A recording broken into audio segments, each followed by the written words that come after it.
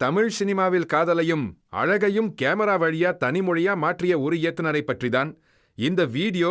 ஒவ்வொரு காட்சியையும் ரசிக்க வைக்கிற ஸ்டைல், மனசுல நீண்ட நேரம் நிக்கிற வசனங்கள், இவையெல்லாம் சேர்ந்ததுதான் கௌதம் மேனன் அவரோட சினிமா பயணம். எங்க ஆரம்பிச்சது, எப்படி போச்சு அப்படின்னு இப்ப பார்க்கலாம். உதவி இயக்குனராக பயணம் தொடங்கி மின்னலே படத்தின் மூலம் இயக்குனராக அறிமுகமான கௌதம் மேனன் காதல் கதையை ரொம்ப அழகா நேர்த்தியா சொல்ல முடியும் அப்படின்னு அந்த படத்திலேயே நிரூபிச்சாரு. அதுக்கப்புறம் காக்க காக்க வேட்டையாடு விளையாடு வாரணம், 1000 விண்ணை தாண்டி வருவாயா என்னை அறிந்தால் மாதிரி படங்கள் காதலும் ஆக்ஷனும் சேர்ந்த ஒரு தனி ஸ்டைலை தமிழ் சினிமாவில் ட்ரெண்ட் ஆக்கின வெற்றி தொடர்ந்தாலும் ஒரு கட்டத்துல பொருளாதார சிக்கல்கள் வந்தது. அதனால சில படங்கள் தோல்வி அடைந்தது, சில படங்கள் ரிலீஸ் ஆகாமலே நின்றது. அதிலும் துருவ நட்சத்திரம் படம் இன்னும் ரசிகர்கள் எதிர்பார்ப்பில் வைத்திருக்கிறது.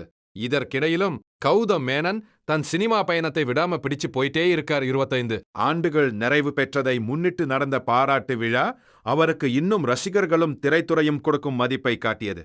இந்த காரணத்தினால என்னோடு வா வீடு வரைக்கும் என்ற பெயரில் சென்னையில் நேற்று ஒரு சிறப்பு பாராட்டு விழா நடைபெற்றது. இந்த நிகழ்ச்சியில் பல சினிமா பிரபலங்கள் கலந்து கொண்டார்கள். அதில் குறிப்பாக சூர்யா மற்றும் ஜோதிகா கலந்து கொண்டது அனைவரின் கவனத்தையும் ஈர்த்தது. அவர்கள் வருகையோடு மட்டும் இல்லாமல் கௌதம் மேனனுடன் சேர்ந்து சூரிய அஞ்சல பாடலுக்கு சூப்பரான நடனமும் ஆடினார். அந்த தருணத்தின் வீடியோ இப்போது சோசியல் மீடியாவில் வேகமாக வைரலாகி வருகிறது. இப்படியான தமிழ் சினிமா கதைகளும் இயக்குனர்கள் பற்றிய உண்மை தகவல்களும் எளிய மொழியில் தொடர்ந்து தெரிஞ்சுக்கணும்னா இந்த சேனலை சப்ஸ்கிரைப் பண்ண மறக்காதீங்க நண்பர்களே.